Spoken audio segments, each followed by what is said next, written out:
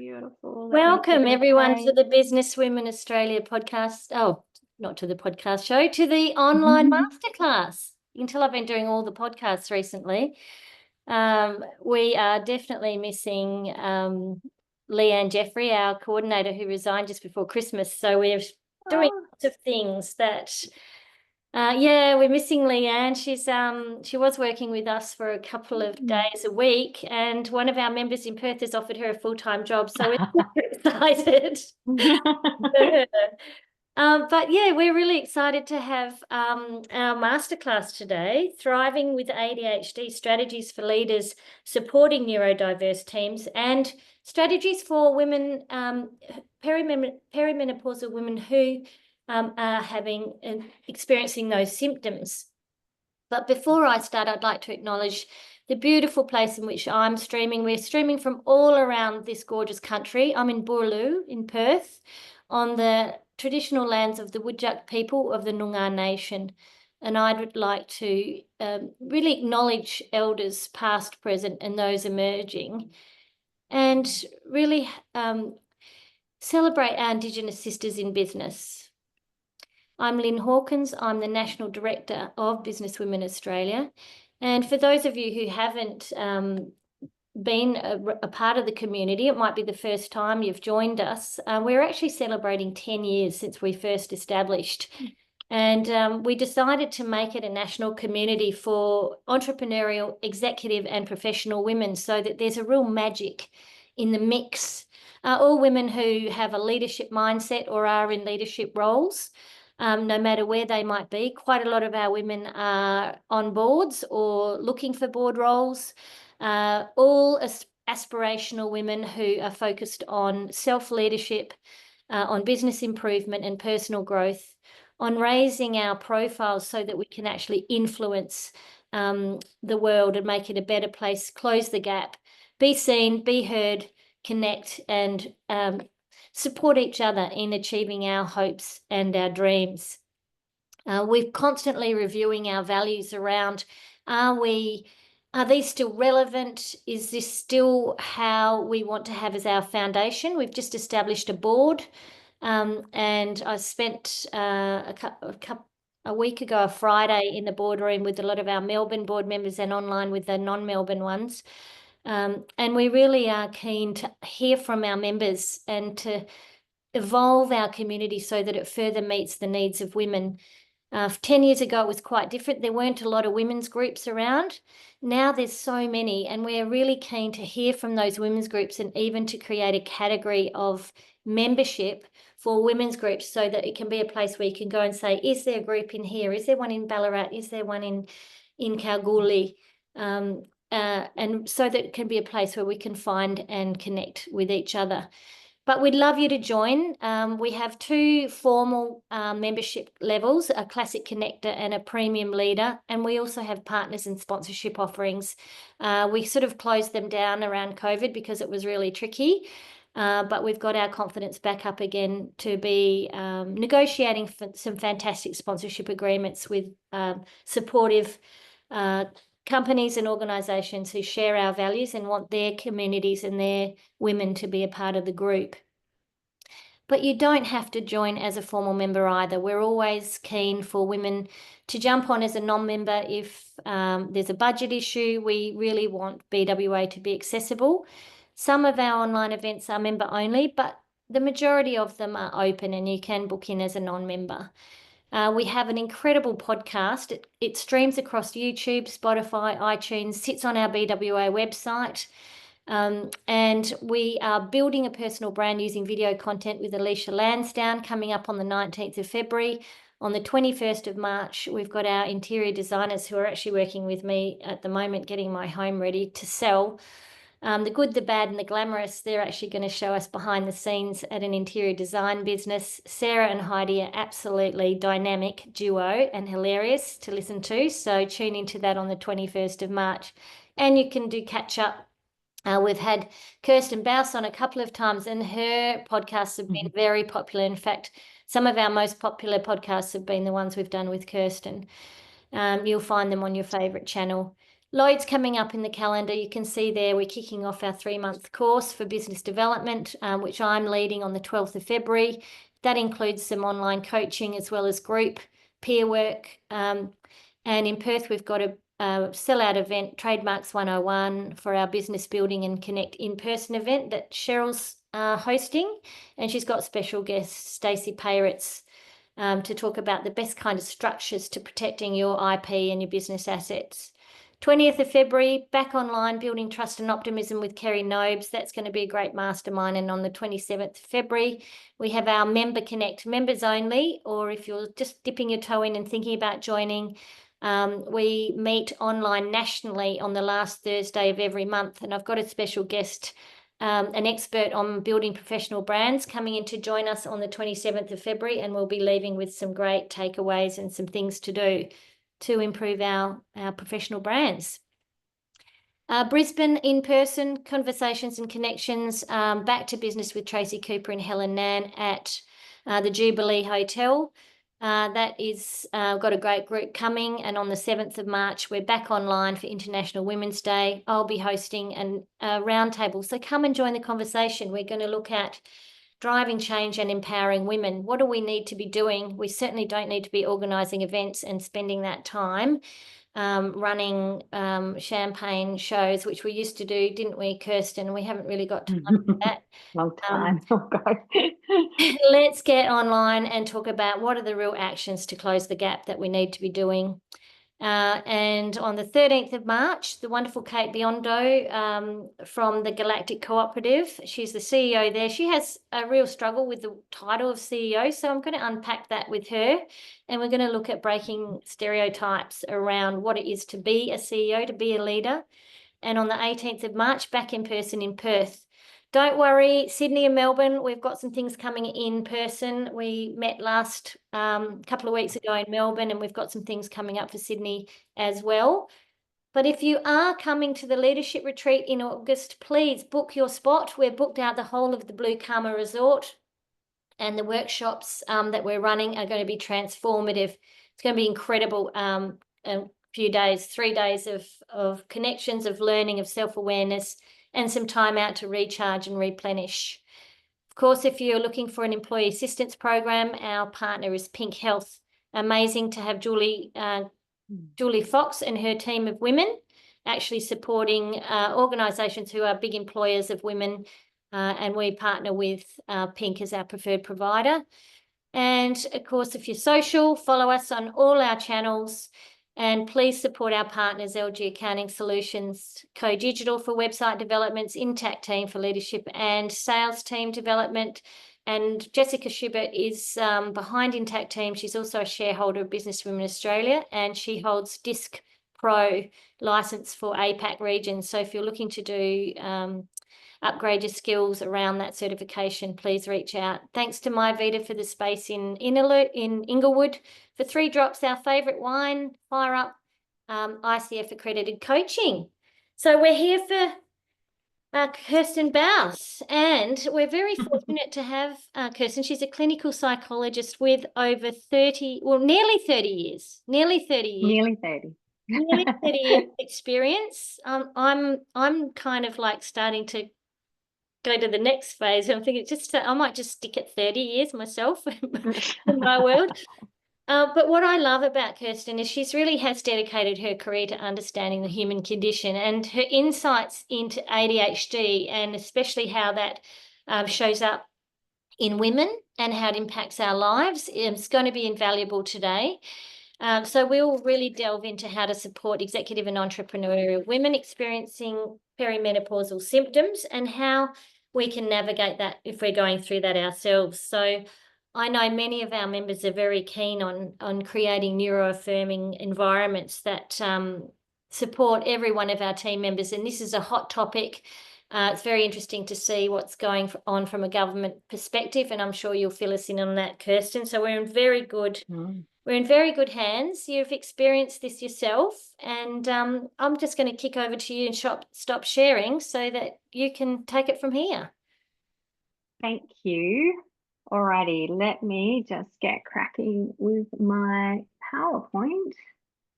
And double check. I haven't touched a thing.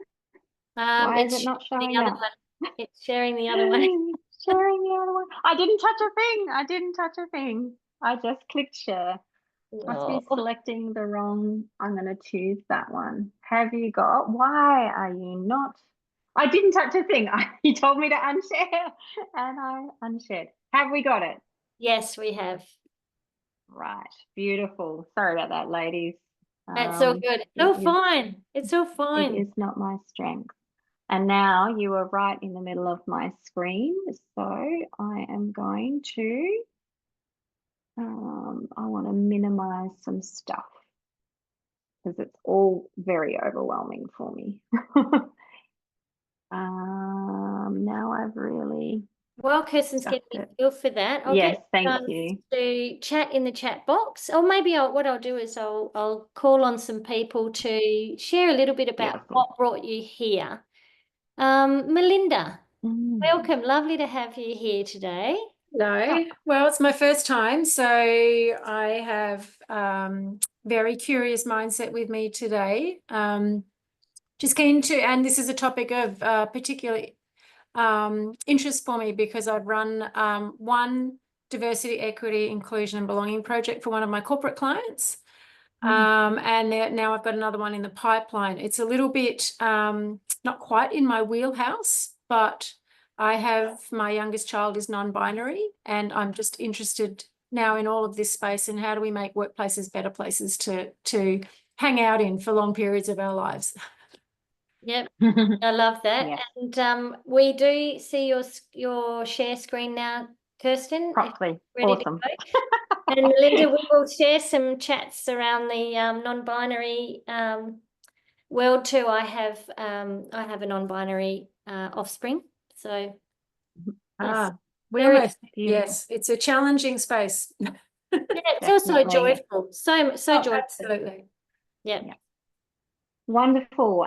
Lynn, can I hand it to you to let anyone in as they kind of, Yes, of beautiful, because that's just way too much multitasking for me. No person needs to do that. Thanks for bearing with me.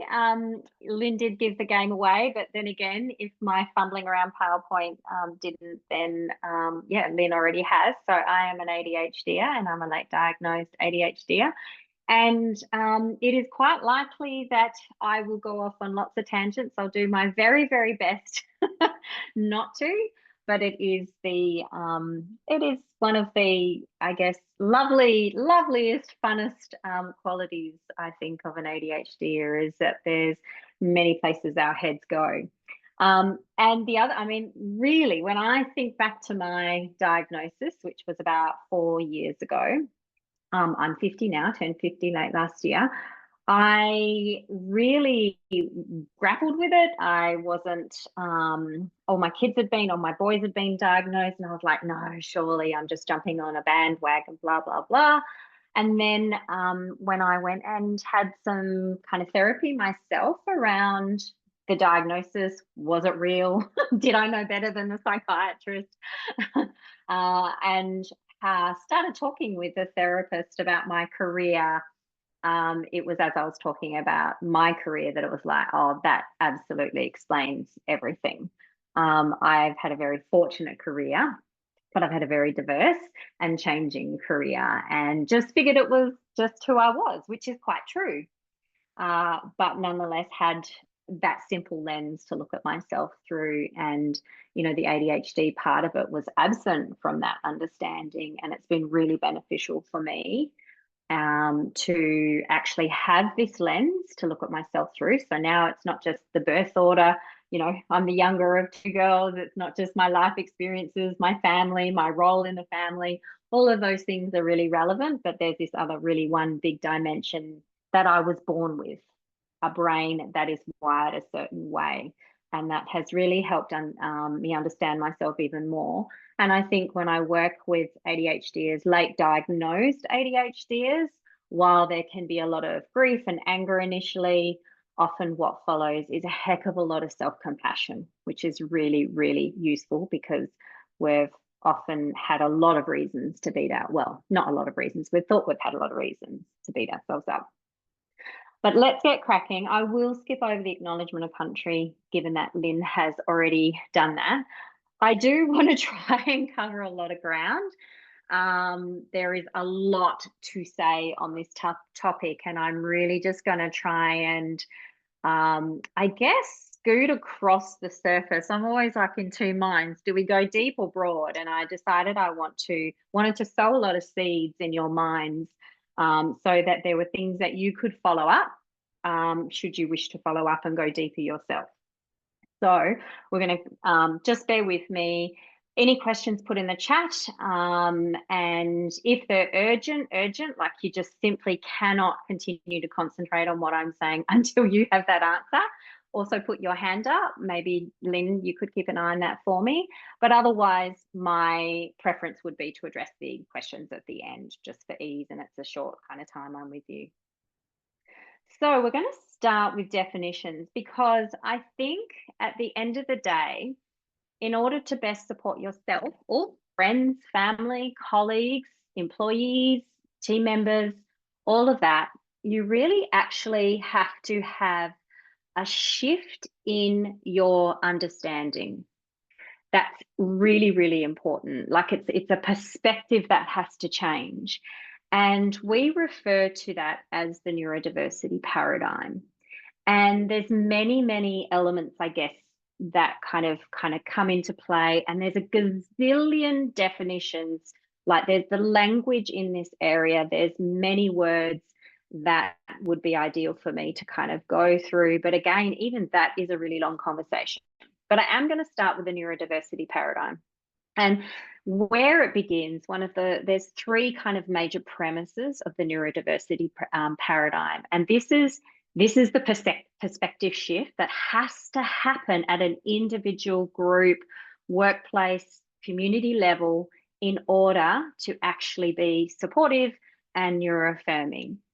So the first thing is that neurodiversity is actually a natural and inherent part of human variation. We have neurodiversity in our ecology. We have to have it. Without it, we would not, our plants, our animals, ourselves, we would simply not survive. And so neurodiversity is something that we want. So that's the very, very first concept.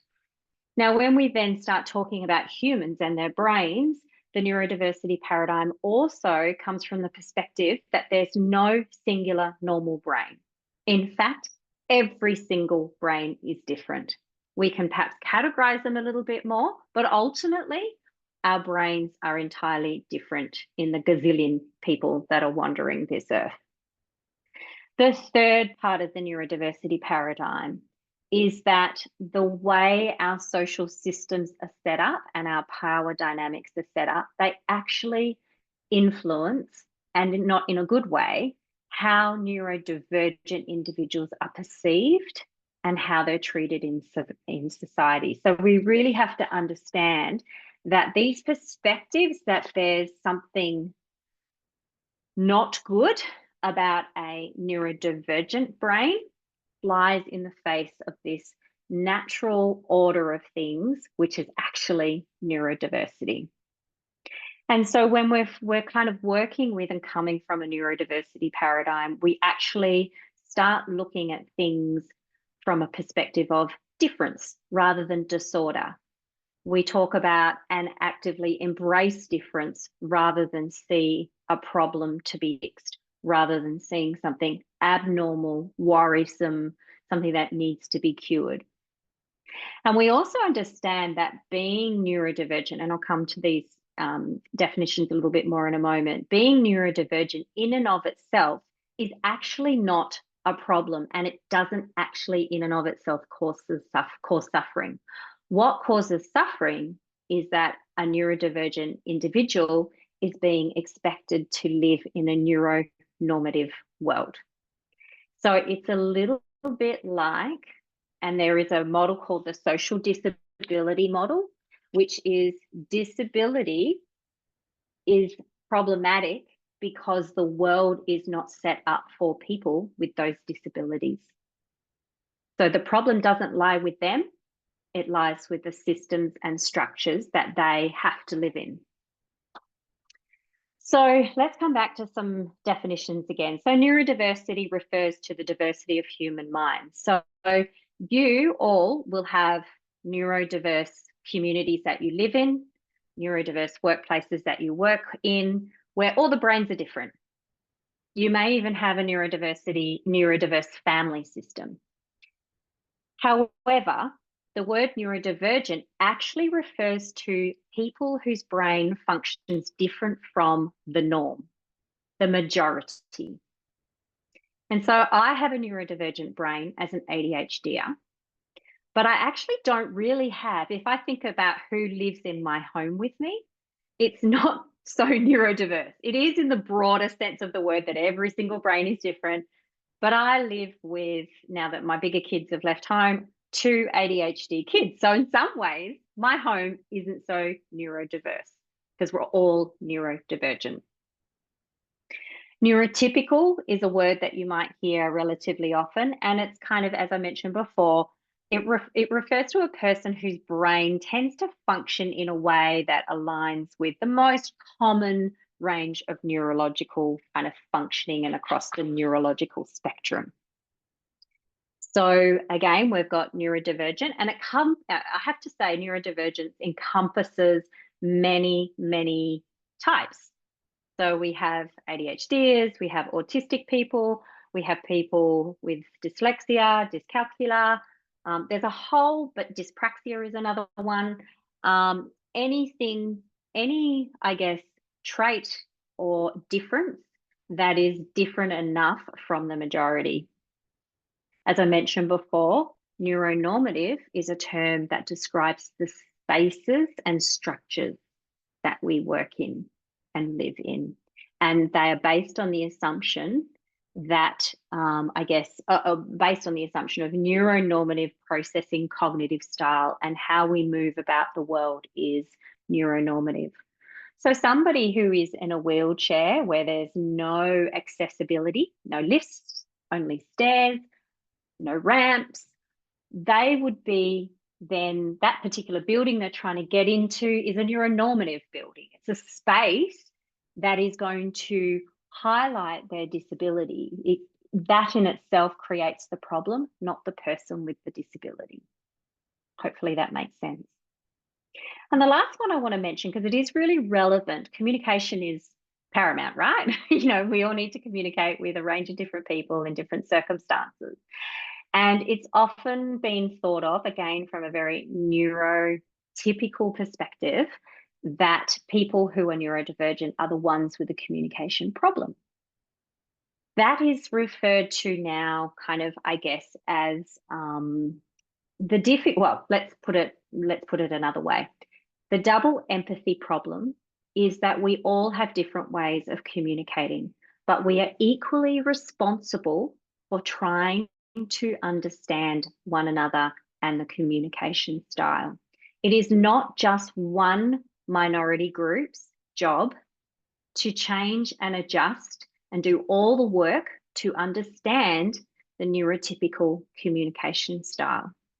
It is actually about having empathy from both groups of people and both taking responsibility for doing their best to understand the way the other thinks, processes information, communicates information, and that kind of thing. And that's a really, really important thing. And when you, particularly for autistic people, they've had lifetimes of essentially being told that their style of communication, living, being is wrong, and that they are the ones that have to do all the adjusting to fit into this neuronormative social structure that we have. So now move on to kind of, I guess, neurodivergent affirming. So when we engage in if a workplace or the way we engage with someone is neuro-affirming, what that actually means is that we engage with them and recognize, acknowledge their difference. We see it as valid, as having a place, not something to be fixed, and more something to be embraced, and vice versa. This is not just about things being in one direction. It's a really, really big perspective shift, and it's a really, it's really powerful, and it's got to start there. It's got to start in the perspective changes that we have. I'll mention finally two more. Ableism is when we have practices, biases, prejudices that discriminate against individuals who are perhaps neurodivergent or have disabilities. And, you know, it's a bit like can't see the wood for the trees, that it's very difficult to see your own ableism. And this is, if you are not neurodivergent, it can be really difficult to see your own ableism, because it's just how it is. And, you know, I'm going to say it, it's a bit like it's really hard to see the patriarchy. It's so embedded in how we function and live in the world that it's really difficult to see. And it's particularly difficult at times for men to see that. So it's a little bit the same in the sense that ableism can be very, very difficult for the able to see what's going on.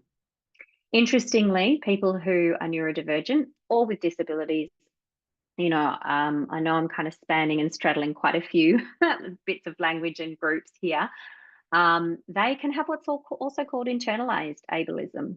And I'm absolutely guilty of that. And I'm still really working out where my then 46 years of living kind of shows up as internalized ableism. And sadly, it's a bit confronting.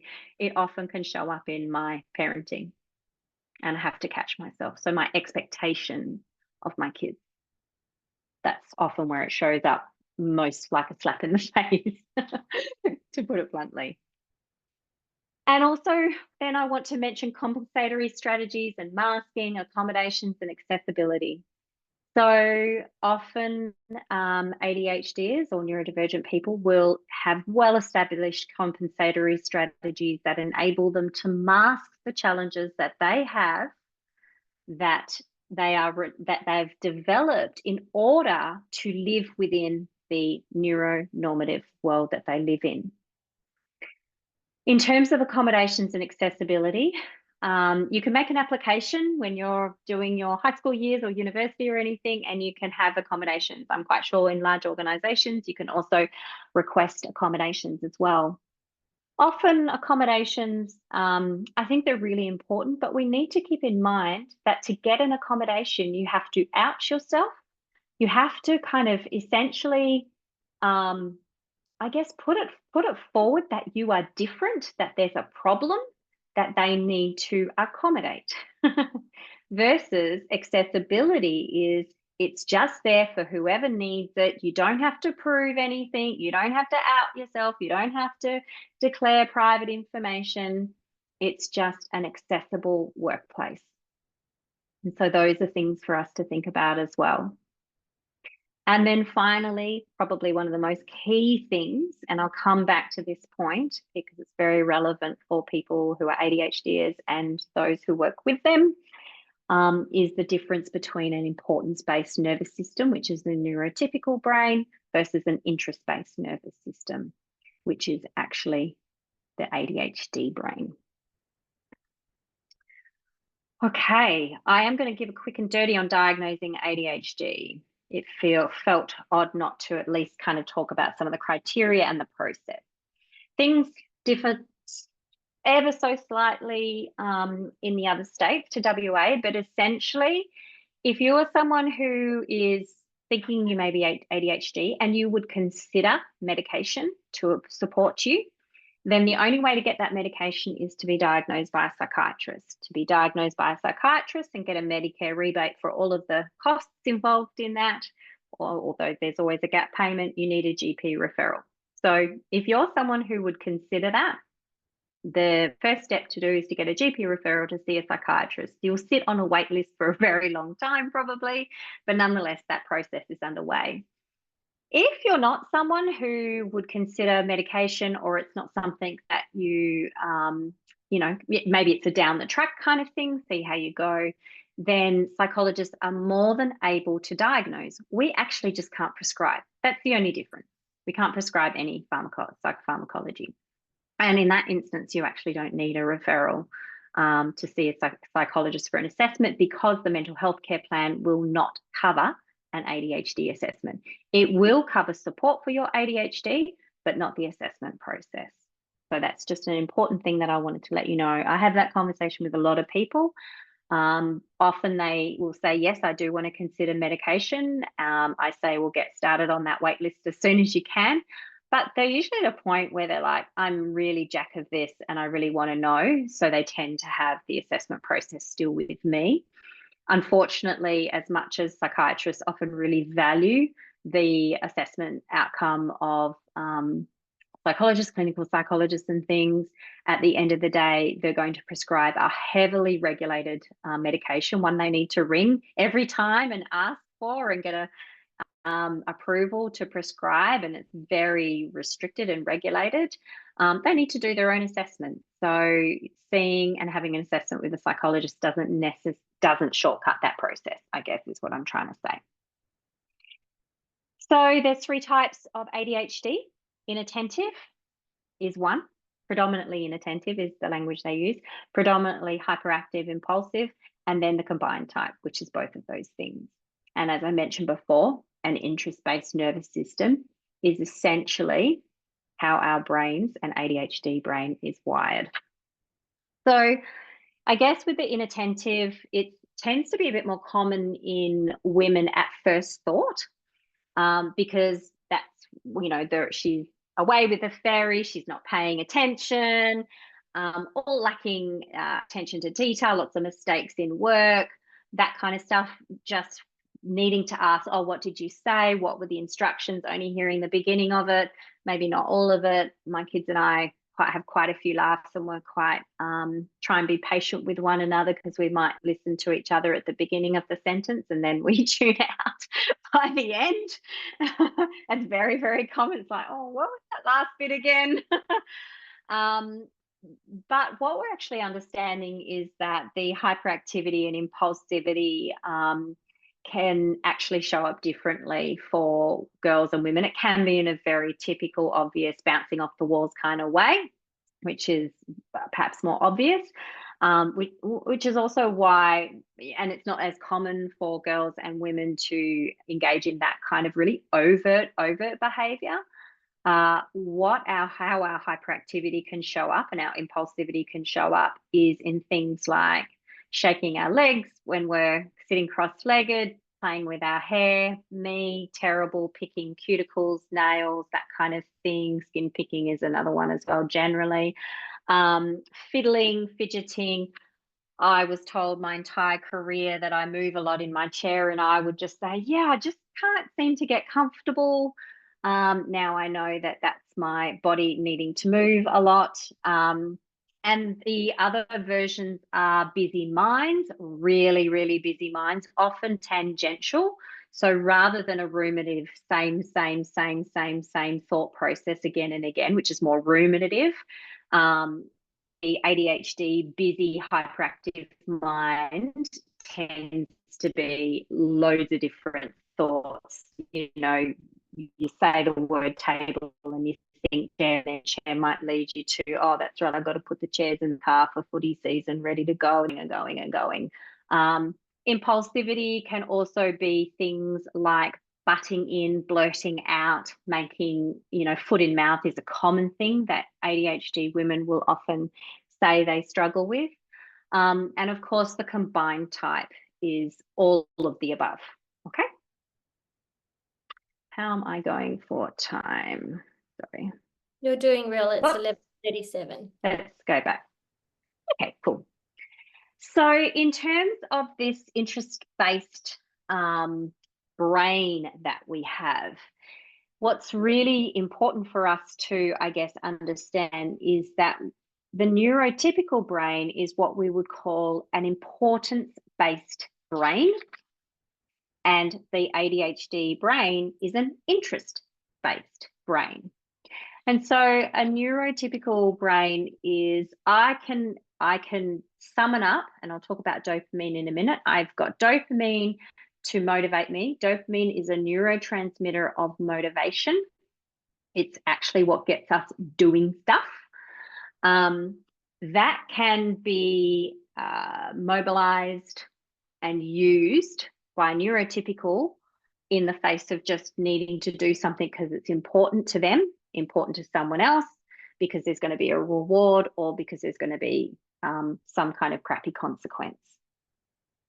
For an ADHD brain, it is actually quite different. It's an interest-based brain. So we have to be interested in it, and or it has to be urgent. ADHD is typically extremely good in a crisis, because suddenly the proverbials hit the fan and that grabs our attention straight away. And so we're in there and able to engage in quite a calm manner in a crisis.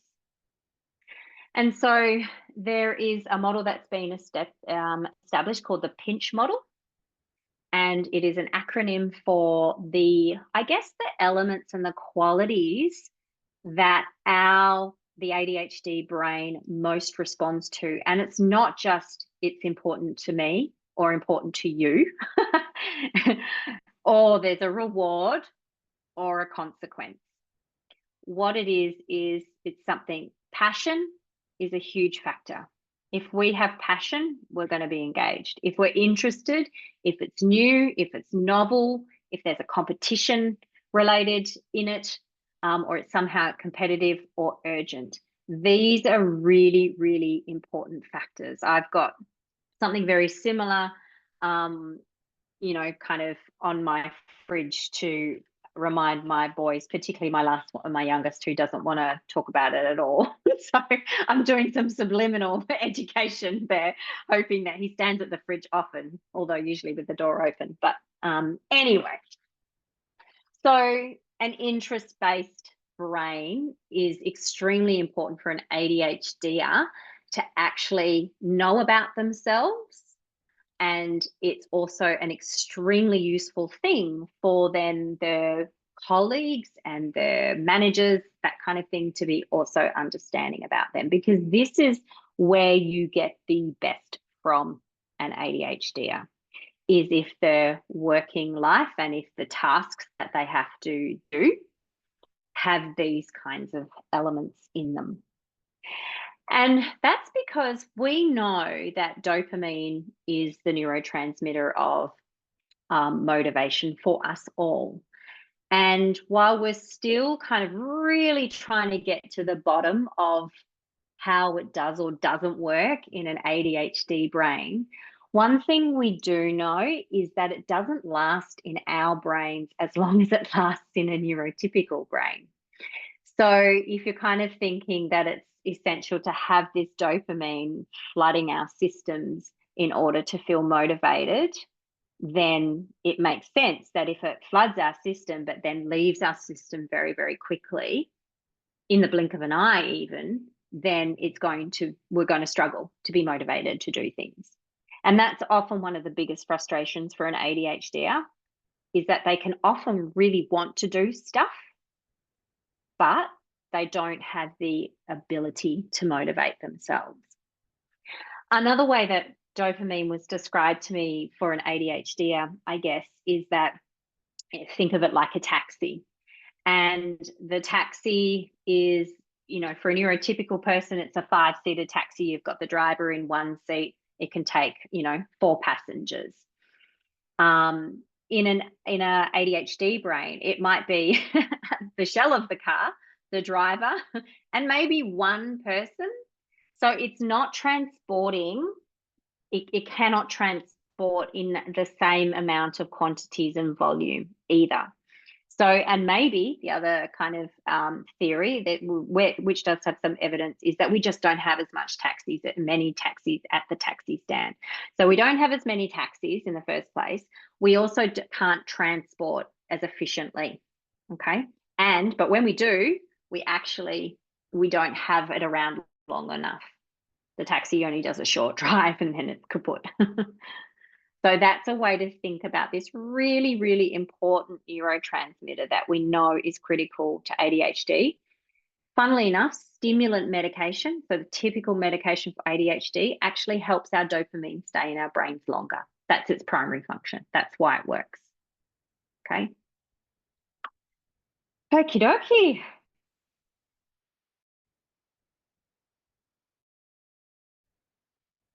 Okay. What I do is kind of my passion to talk about is perimenopause and menopause. And in a moment, I'll be talking about kind of why this is showing up so much in midlife. But what I do want to kind of do a bit of a segment, and I'll come to tying it all together, is that for women, significant impact on our lives throughout our lives. Now, men have hormones too, and in fact, they have the same hormones as we do, just in very, very, very different quantities. And they serve, they impact obviously them very, very differently. Whereas for us, with a monthly cycle from when we have our first period until it all goes haywire in perimenopause and then stops in menopause, we have this constant changing of our hormonal levels. And one of the things that I do like to stress, because perimenopause just can be such a rock show for so many women, it certainly was for me, is that we are really used to having enormous change in our brains and our bodies, our entire system every month, because our hormones change over the course of every month, roundabout. And so our brain's very, very used to accommodating those changes. And we have learned, and many women can have very difficult cycles, and there's lots to say in that space as well. I can't even begin to do it justice now. But essentially, I guess I like to reassure women that we are very familiar with evolving again and again and again and again and again. So while perimenopause is a rock show, and the reason it's a rock show is because how our hormones are changing in that time is ridiculously unpredictable, and from ridiculous highs to crashes rather than a gradual decline over a cycle or a gradual increase over a cycle. That's why it's so difficult. But once things start settling down again, and we have no more estrogen or E2, we get a different type of estrogen. We start creating a different type of estrogen, and that's how bloody cool we are. When the dust settles and things become predictable, our bodies learn how to make up for it, for want of a better way to put it. We're pretty fucking amazing, to be blunt. But it's really easy to lose sight of that when you feel like you've lost your mind, you're no longer clever, you can't remember words, you can't remember names, you feel like you're thinking through cotton wool, you're angry at the world, you feel like screaming at everyone, and you cry at the drop of a hat. Like it's a tricky time. I appreciate that. Don't ever think that I don't understand how difficult that time of life is. In addition to that, then, apart from just like the usual cycle, monthly cycle, we've got these really significant periods in our lifespan where our hormones are an absolute rock show. And that's when we first get our period. It takes a really long time for our body to settle into some kind of rhythm and cycle that's a bit predictable. And some women don't. That's a whole other conversation, as I mentioned. Then we've got matrescence. Now, matrescence is a term that describes the psychological experience of becoming a mother. And so it includes pregnancy and postpartum. Another hugely different time, hormonal time, where a lot of different stuff is going on from the same month to month to month. And then perimenopause and menopause is the other one. So these are the massive points in our life cycle as women that significant hormonal changes that then also create significant internal psychological experiences for us as women. And while some women may not have children, may not experience pregnancy, postpartum, if we live long enough, we will all experience perimenopause and menopause. So this is what our hormones look like when we're pre-menopausal. This is from WellFem, who are amazing GPs specializing in menopause. But let's skip over that because I don't think we need to. Actually, no, I'm going to come back to this one.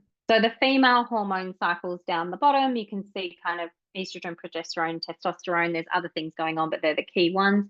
If you look at the graph on the right, you can see that, and even that's not that accurate because it kind of still looks like an overall decline, but you can actually see that, you know, as you head towards 50, if you look at the estrogen as an example, you can see that there is an overall decline, but there's times when it peaks from what it was. Like there's a big peak and then a crash and a peak and a crash and a peak and a crash. And then slowly but surely we start kind of settling. You'll see that testosterone declines the least, proportionally the least. Estrogen and progesterone are the biggest kind of change for us. All right, so this is why it is so confusing during perimenopause and why a lot of women are, is it just perimenopause or is it ADHD or is it both? What the hell is going on? Because there is actually a heck of a lot of overlap. And one thing I do want to say is that someone who's known that they're an ADHD through prior to hitting perimenopause will actually tell you that the ADHD symptoms become more challenging in what's called the luteal phase, which is the phase prior to your period. It's when our estrogen and progesterone drop quite significantly. And so those who've known well and truly before they're perimenopausal have often, with the support of a hormone-informed psychiatrist, will do what they call cycle dosing. So they may well increase their medication in the luteal phase because they know that when their estrogen drops, in particular, their ADHD challenges increase. So we've actually got even though there's been not a lot of research in ADHD and perimenopause and menopause, that's starting only now because we're all stomping our feet. But we are using what we know from how ADHD evolves and changes over the course of a menstrual cycle to help us understand what's going on in perimenopause. So you can see from these two slides that there's a fair amount of, I guess, overlap in terms of difficulty concentrating, fatigue, mood swings. There's cognitive challenges as well, brain fog, word finding, forgetfulness in general. Interestingly, when women in the perimenopausal phase are put in a testing environment and given kind of memory tests and IQ tests and things like that, there's actually, they don't perform too differently than prior to their perimenopausal time. And that's because the test environment removes all the other distractions that we are constantly bombarded with and all the other things that we're juggling. But it is really recognized as a real thing, this brain fog stuff. And these are very common things for ADHDers. So the challenges in concentration and attention, forgetfulness, irritability, you know, so there's quite a lot of overlap between particularly the psychological and the cognitive elements that come with perimenopause. They are often already present for ADHDers. Okay. So it begins to explain, I want to explain why there's an increase, because there is an increase in women in midlife being diagnosed with ADHD. And the first and foremost is just like every other medical, psychological, psychiatric, neurodevelopmental condition, all the research, all the criteria is based on men or boys. So this is where it's very, very relevant in ADHD. Not only is the criteria being based on boys and men, even the kind of examples of, you know, hyperactivity are very narrow. And we've actually learned that they're too narrow and they really don't capture the ADHD experience. So that's the first thing. The second thing is social expectations. There's just a heck of a lot more there are more social expectations on women or girls kind of being compliant, cooperative, paying attention, certainly not being disruptive, not being ridiculously physically active in the classroom.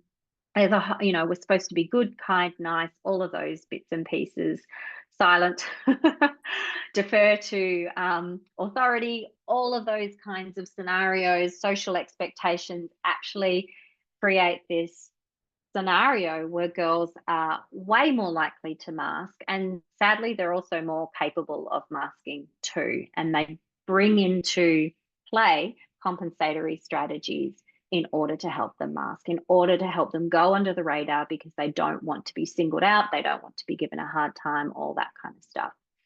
So social expectations is a really, really big part of the picture too, particularly when you're talking about the generation 60s, 70s, 80s, which is the years, the generations when the Gen Xers and millennials, who are now being diagnosed as ADHD in their midlife, that's when we were in the schooling system.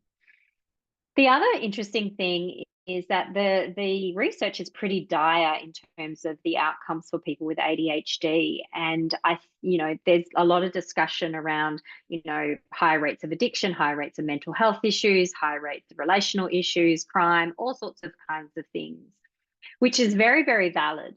But all of those research studies are also based on the population, which has been narrowly defined by the criteria.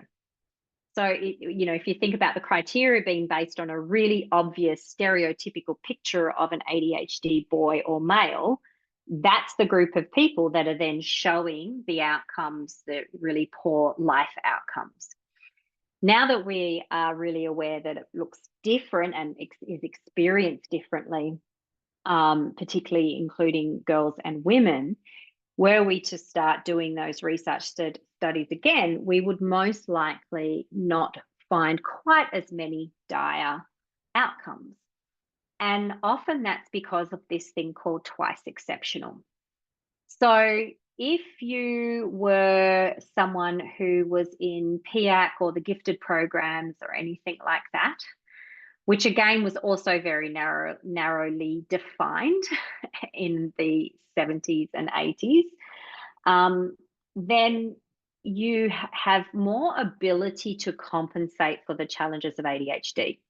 So a lot of ADHD women who are successful, however you want to define that, professionally, the reason they are successful, despite having challenges of ADHD, is because they're bloody bright in other areas.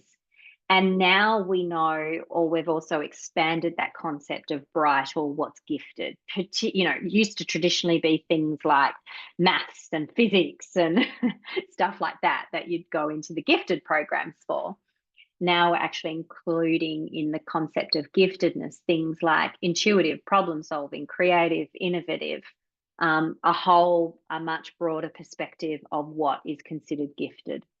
But it's being gifted, twice exceptional, in two areas that, as I said, compensates for someone with ADHD. Because I meet a lot of women who I can't be an ADHDer because I've got 3 degrees myself. It's like how, I really don't know how, because I really just did shift books around on the table prior to exams.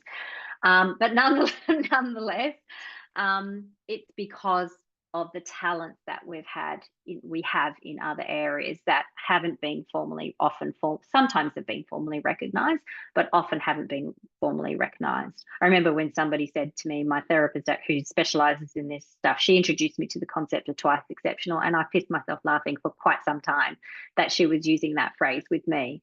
Not that I'd ever thought I was not, I just had this concept that I was, smart enough. I could, I got through hard work. I still needed to work hard, shifting those books around the table. But it was a concept, and it is a concept that so many women just cannot own. But that is how they can be ADHDers and still successful. Estrogen and dopamine love each other. Well, particularly dopamine loves estrogen. And this is coming back to now the menstrual cycle with the luteal phase. And ADHD, or women with ADHD prior to perimenopause, seeing that when their estrogen drops, which is what happens in the luteal phase, the ADHD symptoms become higher. And that's because we've discovered this beautiful relationship between estrogen and dopamine. So it's no surprise that in midlife, which coincides with perimenopause, that as our estrogen is declining, our dopamine isn't able, it's not in as big a supply, it's not working as well, it's not being mobilized and used as well as efficiently and things. So again, this is why we're seeing this more often in midlife women. And the other reason is the estrogen veil. I love this phrase. Estrogen is often known as the mate, date, procreate hormone, or the hormone of accommodation and servitude. It is the hormone that has us wanting to care for others, prioritize others, have the burnt chop when everyone else is getting the nice juicy ones, getting no cake because everyone took their piece and there was nothing left. It's terrible. Those words are terrible. Hormone of servitude and accommodation makes my blood boil, but nonetheless, it has that function. So surprise, surprise, when that starts declining, that we are less inclined to serve and accommodate others. But unfortunately, midlife is well also known to be the time when the demands on midlife women are the highest than at any other point in their life. The responsibilities to other people, the financial stresses, all of that kind of stuff. So suddenly we're having perimenopause and our capacity in many ways is reduced cognitively, physically, psychologically, emotionally, and yet we're actually having more demands. If anything, it would be a really good time to have buckets of those capacities, an overflow of those capacities. And so again, this is when we just used to be able to juggle stuff and we just can't now. So it's often when the compensatory strategies that we have used to get by until now, we just can't use them, or they're just not effective enough. So again, the wheels start to fall off. And then again, psychological transition and reevaluation of self. This is a period of time where we are very reflective on who we are, how we want to live, and all that. I often talk about how we, goes back to the estrogen veil. We actually want to actualize our own potential above and beyond actualizing the potential of those that we have, supported, loved, cared for, and all the rest. So it's quite a significant psychological period of time as well. So this is the conversation around why diagnosis is increasing in midlife. I didn't do the quotes because it's true. There are more midlife women being diagnosed than ever before. And that's because we also have a lot more knowledge about both ADHD, what it looks like and how it's experienced. We're not defining it so narrowly. And also because of these other factors. Okay, back to the work stuff, huh? So systemic barriers, the solution. The solution is the neurodiversity paradigm, which I've mentioned to you before. It's about changing your perspective on what it means to be working alongside someone with ADHD. Again, I'm not going to include the other types of neurodivergence because there's unique challenges and differences and stuff. But nonetheless, there's still some things that can kind of come into place. So the double empathy problem, expecting an ADHDer to communicate in the same way as a neurotypical person. ADHDers, we're typically blunt. We do have foot in mouth. We can say inappropriate things on a spectrum of inappropriate. We can find it really frustrating and we can interrupt. And I'm not saying that there's, you can just get away with murder or anything, but often that interrupting, it comes from a place of, if I don't say it, I'll forget it, which is true. Like that's a real thing. And one of the frustrations I hear from a lot of ADHDers, and I've definitely experienced it myself, including with my partner, his cogs turn so slowly. It requires everything in my power to take a deep breath and be patient. Is we often know the end of the sentence before the person said it. Like we are 5 steps ahead in the conversation, and therefore it's really difficult for us to slow down. So there's a whole bunch of stuff with that. And this is where it's important to be thinking as an ADHDer, being really mindful that that's my tendency, but at the same time, the other person, the neurotypical person I'm talking with, understand that I'm not trying to be rude. It is a communication style, and that how can we together adjust or have some grace for each other in our respective communication styles that aren't perhaps marrying so well. So surprise, surprise, I found myself with lots of friends who were ADHDers. I just thought I was the odd one out. Then I realized and found out I wasn't. And so the conversations are much easier with them, for sure, than with other people. I can interrupt, just Sorry? share. There's a question from Mel. What are the percentages looking like from ADHD diagnosis? And do you think the scales may tip at some stage where this becomes more normal than being neuronormative? Yeah. I don't know the stats, I'm afraid. I think that they're really, really difficult to gather. I mean, the fact that we've had a whole neurodiversity strategy rolled out Australia-wide is a really positive step and indicative of, thanks to the likes of Celeste Barber. If you haven't seen her Australian Story interview, that's really cool. Em Rosciano as well. She's been a significant advocate for these changes. So I'm really sorry I don't know the stats offhand, but do I think we will move towards just the truest perspective of neurodiversity? Yes, but I don't know whether it will be in my lifetime. As much as it's a hot topic, there are just way too many systems. It's like saying, will I see the patriarchy crumble within my lifetime? No. It's just too pervasive, obvious in some ways, subtle in more ways than obvious. So I think we're a long way from that, but I'm aware this is the change we start. Kirstin, the World Health Organization is in September last year estimated that 5% of children and 2.5% of adults worldwide have been diagnosed with ADHD. It's really around the lack of diagnoses, I think. So they're very small percentages that people that are presenting. Yeah, definitely. And I think, as well, there was this idea that you grew out of ADHD. And what we now recognize is that we don't tend to grow out of it. We just learn how to mask better. I mean, for me, how did I solve a problem I didn't even know I had? I became self-employed very, very early in my career, very early. How did I solve another problem of getting bored very quickly? I have had the most diverse, interesting career ever, because ADHDers are also they can be crazy risk takers, as in without any discernment. But we are more courageous. We are the ones that went out of the cave, or wandered off into lands that hadn't been discovered yet, because A, it was necessary, and B, we were courageous enough to forge new territory. Most new things, innovation, you can find that it's usually neurodivergent people, because of their creativity, their way they think, which we'll get to in a sec.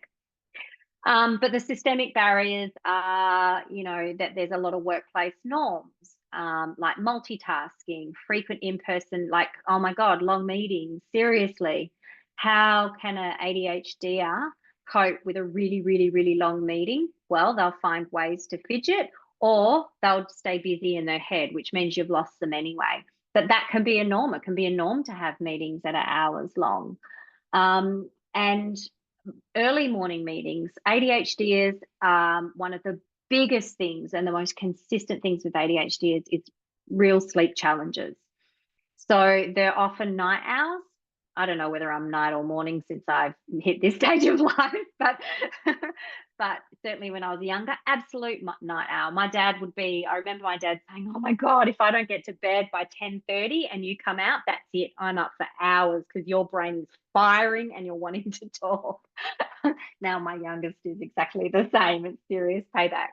But what that means is early morning meetings are really, really challenging. We're not ready to rock and roll.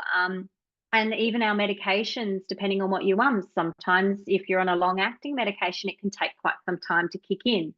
And you might think, we'll just take it earlier. But if you're having trouble sleeping, and therefore your best sleep is in the morning when other people are starting to get up, then you aren't really wanting to force yourself to wake up or take the medication, get going, blah, blah, blah. So these are just some things. They're really basic things, but they're quite important, because it's just this expectation that this is how we'll work. staying in the one physical environment day in, day out. Oh my God, that's just mind numbing. You know, where's the novelty in that? Sometimes for me, if I'm getting bored with something and I'm working from home, I'll just move to a different room and I'm back into my work again. So these norms, which this is where it's ableist. We don't even see that they're a problem or that there's other options. Assumptions and judgments around strengths and challenges. So, you know, if somebody can multitask super well, and when I say multitask super well, I mean have lots of things on the go and complete them, and like that's successful multitasking. Not I can cook and I can have a load of washing on and I can do something else, but I've since burnt the food, I've forgotten to hang the washing out, and whatever the other task is. That's not successful multitasking. But multitasking is really valued. It's great. But if you're someone who can't do it, then what you may provide and may be great at isn't valued quite as much. Okay. So again, things to think about. And then the sensory challenges. Now, this is where no neurodiverse, like no ADHD is the same as another ADHD. A friend of mine who is she's definitely an ADHD. She is the most attention to detail, has just got all the shit sorted out, or organized as anything, because she completely overcompensates in order to not have errors or, you know, basically drop a ball in some shape or form. I gave up on that really, really young, because and not consciously, it just was something that cost me too much and I actually couldn't do anyway. So things, we're all very, very different in some ways. So somebody might work well in a really highly stimulating environment. People who can work when there's music and stuff on and people open plan offices, that just absolutely astounds me, but they exist. Whereas others need peace and quiet. If I need to do thinking work, I do not want to be interrupted by any random distraction, whether it's a person or some other kind of noise or something like that. And because I'm hyper focusing at that point, and I'll get pretty cranky if I get interrupted. Not great, but that's how it is.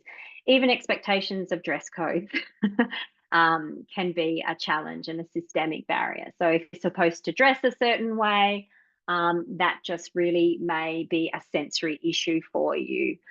It's perhaps more prevalent for autistic people. Tags, collars, certain fabrics. If you're supposed to wear a uniform, which I don't imagine your people, but there are times when there's an expectation of all of that stuff, and it can be a challenge. So ADHD in the workplace. So again, if we're looking at things like what are the key traits and the challenges that come with them, so inattention is one side of the coin, hyperfocus is the other. Impulsivity, emotional sensitivity, challenges organization and time management. So these kinds of things can show up in different ways and to different degrees. We need to really understand that how they're experienced and expressed looks different, is different, and also even if it's the same, it can be different kind of degrees, I guess, for people. So inattention, like I mentioned to you before, that myself and my kids will be paying attention at the beginning of the sentence, but by the end, I've wandered off, they've wandered off, and so we haven't actually finished. You know, we haven't paid attention to that final piece of information, which might be really important. So giving lots of instruction, many steps of instructions, you might, particularly if it's verbal, you've probably lost them maybe second, third step down the track because they're away with the fairies, or they're already working out what they're going to do for the first and second step. Attention to detail, this is where spell check and everything has made a huge difference. So we've got these ways of at least kind of this thing that can check our spelling, but it doesn't necessarily check whether the content itself is accurate. I used to do a heck of a lot of court expert work, and it took everything out of me because the preciseness that was required for the 60-odd page reports that I'd be filing in family court was just enormous. So it's not something that it was irritating, and it's not something that came naturally to me. On the flip side is hyperfocus. So I can, and a lot of ADHDers, when they're interested in something, will absolutely go down rabbit holes and learn everything about them. You want an expert in something, find an ADHDer who is absolutely dead set keen and interested in that particular topic, and send them on their way. Leave them to do their thing, and they will know everything that's important for you to know about it, to share with you, and then some. So hyperfocus can be extremely positive and helpful. The downside is that it's often one of the key factors that leads to burnout, because we have great difficulty regulating our attention. And what that means is we have difficulty sustaining on things that aren't interesting to us, and we have difficulty stepping away from things that do. So you can imagine that there's this kind of intensity followed by a crash, intensity followed by a crash, intensity followed by a crash. It's a recipe for burnout. And part of the intensity is, there is this sense of, apart from being absolutely compelled because you're so interested in the particular thing you're learning about, it can also be a bit of a sense of, I know my interests can change on a dime, and my capacity for attention can change on a dime. So I want to run with this hyperfocus while I've got it. And the world doesn't work that way. We've got demands that there's many times I've thought to myself, when my kids were a lot younger in particular, it's like, oh God, I wish I didn't have to cook tea for anyone, or, go and drop kids at footy training or whatever, because it would break my I was just in the zone, and absolutely going for it, working so well. Everything was crystallized in my mind, and real life happened. And that was really, really difficult for me, which is also why set switching can be a challenge. So that's where the multitasking can be problematic, because if you are really interested in something, it can be very difficult to then do a task that is quite different. At the same time, if you're bored, having different tasks is really great to keeping you engaged, to being able to, look, I'm not putting the best of me into this because I'm bored with it now. So what can I do instead that's new and novel? And, how can I re-engage with my working life kind of today overall? So this is the challenge of being an ADHDer, and it is also the challenge of managing an ADHDer. I've got a slide coming up that I think is a really useful slide.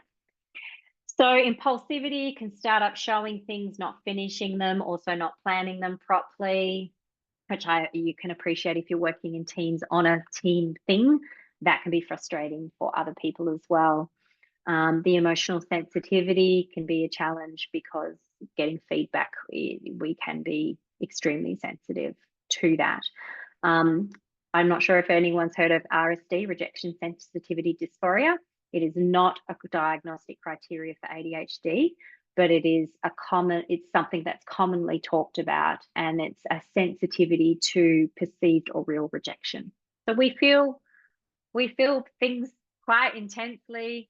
I've heard that all my life, that I've had big feelings.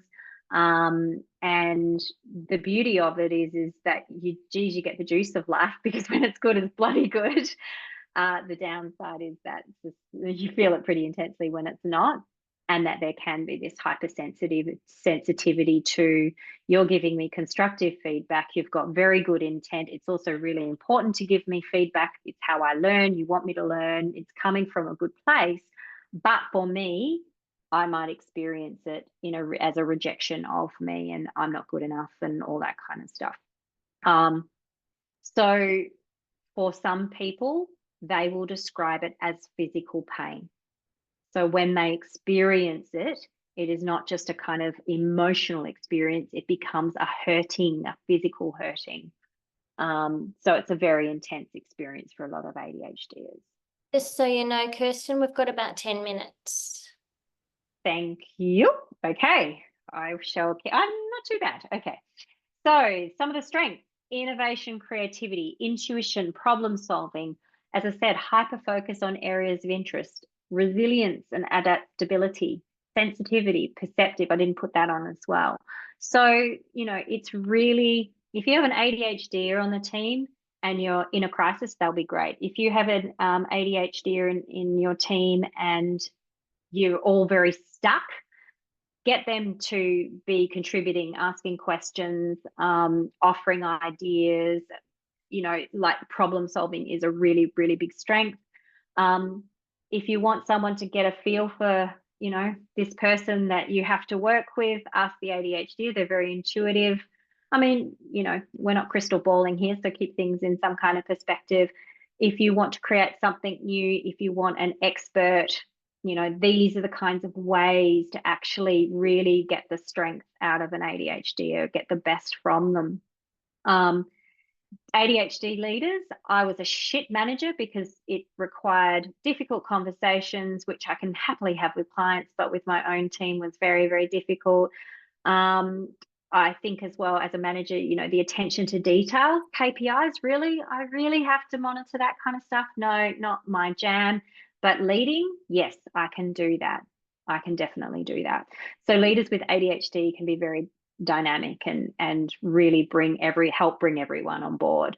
And as I said, want an expert, find an ADHD who's interested. If they're not interested, they're not going to be the person to go to. So these are the range of strengths, and I made a point of putting them here because so many people have a negative perspective of it, either for themselves as ADHDers or just ADHD in general. It's seen as it's called disorder. Not many of us like that particular language. Most of us prefer difference. I also don't like to refer to it as a superpower. And that's because I'm going to show you this next slide. This is from Dr. Edward Hallowell, and he's an ADHD and very, very across this area professionally as well. Is that it's a bit like life, right? You know, for every positive, there's a negative. And this is the challenge. We are a body of contradictions. And that can be really, really challenging for us to live with. I think the perspective has often been that we as ADHDers are difficult to be in relationship with or work alongside or teach, manage, all of those things. It's always been about the other person's experience of an ADHDer. Here is our experience of being an ADHDer. There's parts of it that I absolutely love. And overall, I definitely appreciate my ADHD. It's explained really wonderful things that I've experienced in life and I've achieved in life. It is because I'm an ADHDer that has happened. But it doesn't mean that life is just full of the good stuff for anyone, neurotypical, neurodivergent, for sure. We've all got challenges. I appreciate that. I don't want to have a competition of who has it harder. I just want to recognize that if it's hard for others to be alongside us in some way, shape, or form, perhaps also understand that it's hard for us at times to be ourselves. And a lot of effort is usually put in to try and fit into a neuronormative kind of system and structure. So moving on a bit more to the leadership strategies. I'm going to start, actually, I should have put these the other way around. So supporting their autonomy but at the same time moving them from intention to action, because we can be full of ideas, innovative, creative. We can tell you the problem and how to solve it. But at times, because of that dopamine challenge, actually doing the implementation of stuff is really, really challenging for us. So that's where we need support. So, you know, draw from what we're great at, which is the problem solving, the intuition, the creativity, the hyper focus with the expertise. Like, absolutely let us loose in those areas. In fact, encourage us, but then support us if we are the people that have to actualize that certain things as well, because that's what we're going to need. Keep them interested. Loads of people say they're lifelong learners, neurotypical for sure. So it's, again, not about one but not the other, but keeping us interested, keeping us learning, having a really good balance between interest, challenge, and capability. A bit like, what's his name, flow, being in flow. We are awesome at that. The same variables apply. It needs to be challenging, but not too challenging, and it needs to be interesting as well. We are mission-led people. So people aren't going to just follow the leader because they're the leader. We need a leader who has a mission that is also truly interesting and important and essential to us. Then you've got us. Then you've got us. So getting people to buy into the mission is extremely important. So they're probably the three things that should have been at the top. Then on top of that, it's about clear communication, written instructions, going back, you know, saying, I need you to do blah, blah, blah, blah, blah, and then saying, okay, what did you hear me say? From a lovely place, not a challenging, what did you hear me say? I'm sure you tuned out, what a pain in the bum you are. But from a, I know that sometimes this is difficult for you to pay attention for the whole bit. So, you know, what bit did you hear? Fill in the gaps. Flexible work arrangements, hours, settings.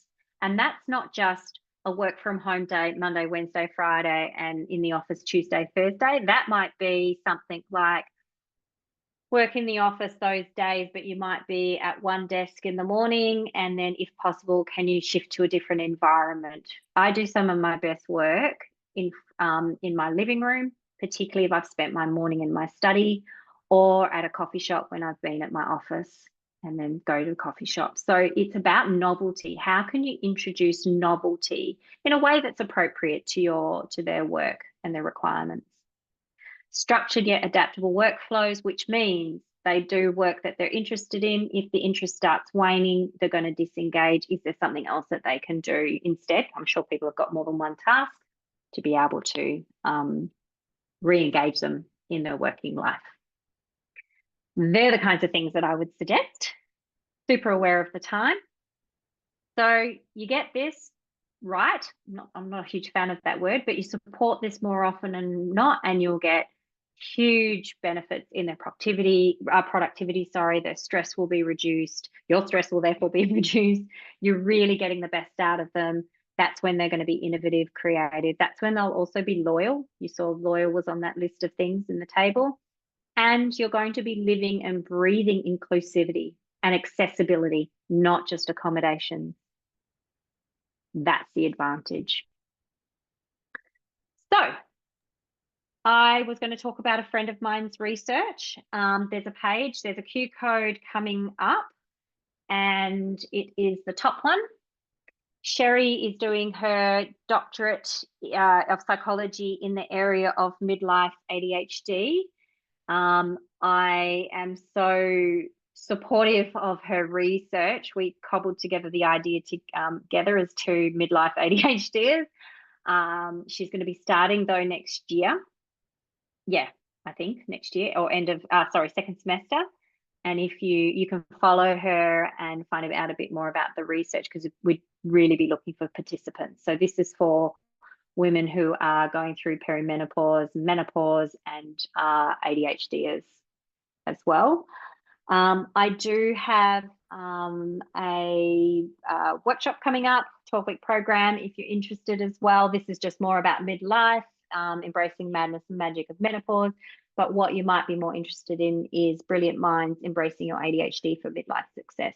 A couple of hours, and it's learning more about you. So this is for people with ADHD, midlife women, who might want some support in the area and learn some kind of things that will be helpful for them. So that's it. Wow, what an incredible amount of information. Thank you, Kirstin. And in the chat box, I'd love to hear what knowledge and takeaways have jumped out for you today. So please pop that in the chat box if there's anything you'd love to share. But as we wrap up, I will, if you're interested in discussing it, I'll take off the recording and we'll have a little bit of a chat that's private and confidential.